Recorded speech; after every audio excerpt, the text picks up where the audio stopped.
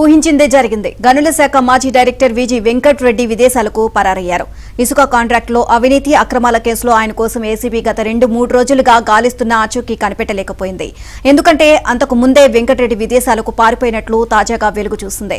ఇసుక అక్రమాల కేసులో ప్రభుత్వం ఏసీబీ అన్ని శుభముహూర్తాలు చూసుకునేసరికి అసలు నిందితుడు వాళ్ల కళ్లు కప్పి జారుకున్నారు. ఇప్పుడు ప్రభుత్వం ఏం చేస్తుంది? ఆయన కోసం విదేశాల్లో వెతుకుతుందా? ఇంకేం చర్యలు తీసుకుంటుంది అన్న చర్చ అయితే నడుస్తోంది.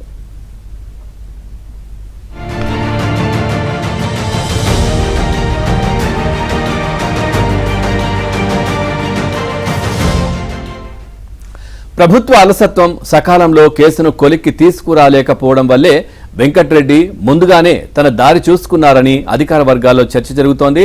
రక్షణ రంగంలో coast guard senior civilian staff అధికారిగా ఉన్న వెంకట్రెడ్డి 2019లో జగన్ ప్రభుత్వం వచ్చాక రాష్ట్రానికి డిప్యుటేషన్పై వచ్చారు. తొలుత విద్యాశాఖలో పనిచేశారు. తర్వాత గనుల శాఖ డైరెక్టర్గా, ఆంధ్రప్రదేశ్ ఖనిజాభివృద్ధి సంస్థ మేనేజింగ్ డైరెక్టర్గా వ్యవహరించారు. ఇసుక అమ్మకం, కాంట్రాక్ట్ టెండర్లు నిర్వహణతో పాటు అనేక అంశాల్లో వెంకట్రెడ్డి కేంద్రంగా అవినీతి అక్రమాలు జరిగాయని కొత్త ప్రభుత్వం భావించింది. ఎన్నికల ఫలితాలు వచ్చిన 3వ రోజే అంటే జూన్ 7న ఆయనపై బదిలీ వేటు వేసింది. తదుపరి పోస్టింగ్ కోసం జీఏడీలో రిపోర్ట్ చేయాలని ఆదేశించింది. ఆయన పట్టించుకోకపోగా విజయవాడ విడిచి వెళ్లారు. జూలై 31న వెంకట్రెడ్డి డిప్యుటేషన్ గడువు ముగిసింది.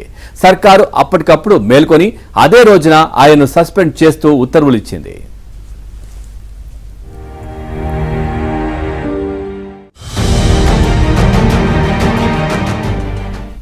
వెంకట్రెడ్డి ఇసుక టెండర్లు, అమ్మకాల ప్రక్రియలో అనేక అక్రమాలకు పాల్పడ్డారని, ఆయనపై విచారణ చేయాలని గనుల శాఖ డైరెక్టర్ జూలై 27న ప్రభుత్వానికి లేఖ రాశారు.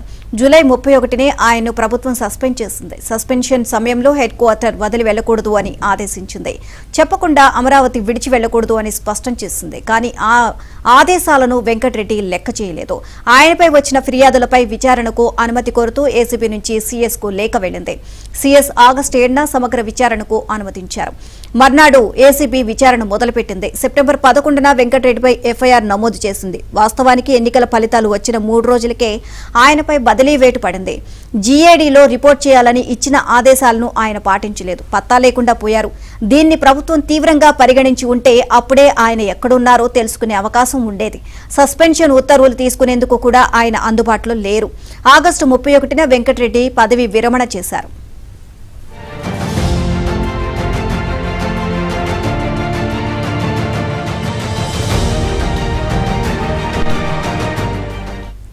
ఆ తర్వాత ఈ నెల 2వ వారంలో ఆయన అమరావతికి వచ్చి హైకోర్టులో పిటిషన్ దాఖలు చేశారు.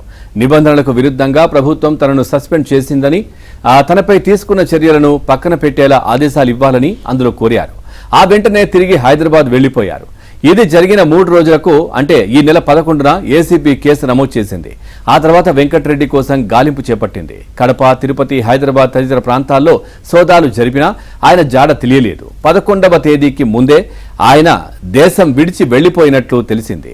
తనకు వ్యతిరేకంగా ప్రభుత్వం ఏం చేస్తోంది, ఎలాంటి చర్యలకు దిగుతోంది ఆయన ముందుగానే పసిగట్టారు. ప్రతి కీలకమైన సమాచారాన్ని పొందగలిగారు. అందుకే చాలా వ్యూహాత్మకంగా కేసు నమోదుకు ముందే విదేశాలకు సేఫ్గా పారిపోగలిగారని అధికార వర్గాలు చెబుతున్నాయి.